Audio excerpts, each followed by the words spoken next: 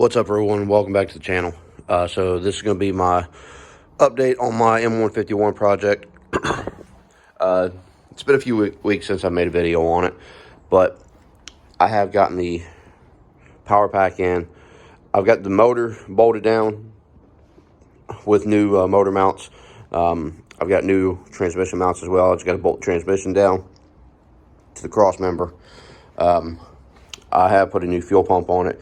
I put these valves for the heater. I also did put a new water pump on it, which you can't see, but yeah, there's a new water pump there. Brand new radiator hoses.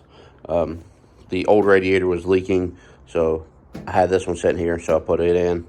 The grill's only got a couple bolts in it, but yeah, I just stuck it on there to see how everything's looking. Still got to do the bumper. The exhaust is going to be a temporary thing. That exhaust is not correct for this Jeep, so I will have to replace it. But for now, it's going to work. I'll just have to slide that up and bolt it on. Got the alternator in. I do have a brand new wiring harness for this mutt. I went with an A2 harness instead of an A1 just because they're a lot cheaper.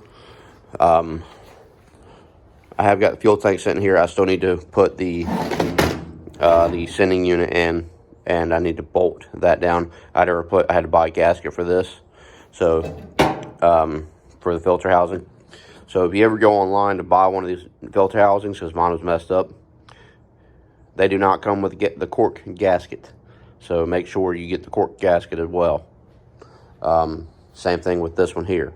I don't believe I have a gasket for that, so I'll have to either make one or buy one. I'll probably just make one.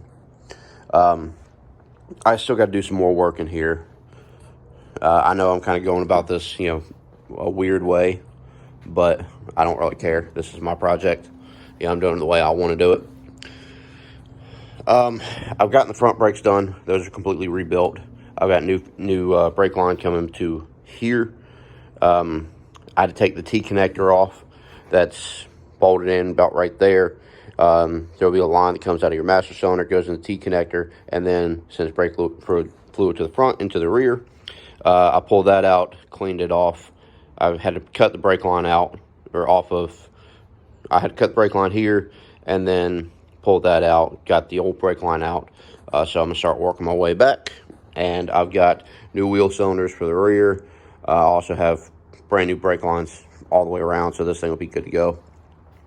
One thing I will say, these brake line kits that you can get for the mutts are not 100% correct. So that's something that's been kind of annoying to deal with, is they do not follow the exact line that they should. And they are labeled, like this one here, right rear wheel cylinder, 2 hose. Yeah. But so far from what I've found on the front is the original brake lines do not follow the correct path. The aftermarket brake lines do not follow the original path, I should say. But I still made it work. It's going to work just fine. And you can see there's oil that has been leaking out of there because it was upside down and it gathered all in that hose and worked its way out. So, whatever. But, yeah, like I said, I've got a new wiring harness. I've got new brake lines front and rear. I've got brand new motor and transmission mounts on the Jeep as well. Brand new radiator hoses, water pump, fuel pump. I'm going to get batteries pretty soon, hopefully. And, this thing should be, hopefully within the next couple videos, be ready to start up. Still got to rebuild the carburetor, put it on. I've got a rebuild kit for it. I've got to put the linkage in for the clutch. I've got to put the brake pedal and clutch assembly in. I've got a brand new master cylinder sitting right here that I actually bought a couple years ago for another mutt project and never used it. So there we go. That paid off because things are about over $100 now. And I think I paid like $50 for that one. I still got to fix this tunnel here. Yeah, I'm not too worried about that. I can fix that, no problem. Then I'll clean this area up. Clean the floor pans up and I'll have to do a little bit of work to them because there's a little bit of rust holes in them, but not bad. Clean them up, fix the rust holes, paint it. I also do have to fix this up here. That's not a big deal. Then I can start, but before I do all that stuff, I'm going to put the wiring harness in.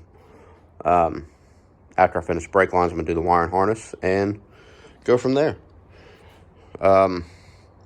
Reason why I went with an A2 harness over an A1, like I said, is because it's cheaper. This is set up for an alternator instead of a generator. However, I do have a conversion kit for the generator to work, or correction, for the alternator to work on the A1 harness that has a generator. So that's not a big deal, but I've got an A2 harness because also am going to put turn signals on here. And the A2 harness is already set up for turn signals. So, you know, that just makes it a lot easier. Coming to the back of the Jeep, I haven't really done much back here. I've got to, I still need to get brake lines. I got to finish, brake lights. I got to get a new trailer connector there. Pull the old harness out, which that's going to be fun. So, but pretty soon I'm going to start working on, actually here in a few minutes, I'm going to start working on pulling this thing, or jacking it up, pulling wheels off, starting to do the rear brakes, and go from there. Like I've said in previous videos, this is not a 100% restoration.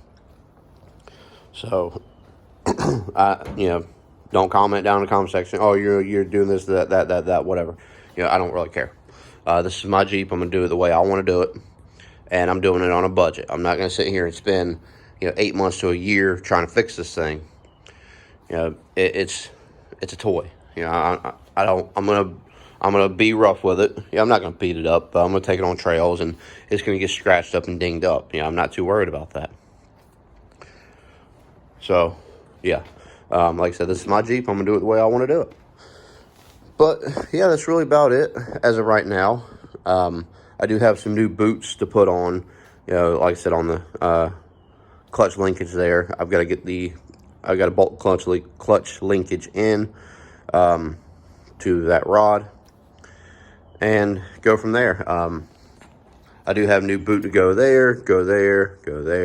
Well, actually, there's not a boot there, but there's a kind of like a boot, whatever you want to call it, that goes there for the master cylinder. I've got one there. Also, I'm going to have to start running fuel lines as well. I think I've got all the metal fuel lines. I believe I have them all. Between, the original ones that came with this Jeep that were pulled apart. And I've got a bunch of spare parts that I've gotten over the years. And I should have enough fuel lines to run the original fuel lines over. I'll have to figure out, what I'm going to do with this stuff here. So a lot of that stuff runs, I believe, to the carburetor. But like this one here, it ain't got no end on it. And that runs down into the oil pressure sensor. I plan on replacing the oil pressure sensor and then the temperature sensor. However, if they work, I might just leave them alone. Then also, pretty soon I'm going to start put the air filter back in, but that's not going to be until I get the carburetor done. And kind of go from there. So, hopefully by springtime, for sure, I'll have this thing done. And I can start driving it. So, if y'all would like, share, subscribe, comment, all that fun stuff. And I would greatly appreciate it. And I'll talk to y'all later.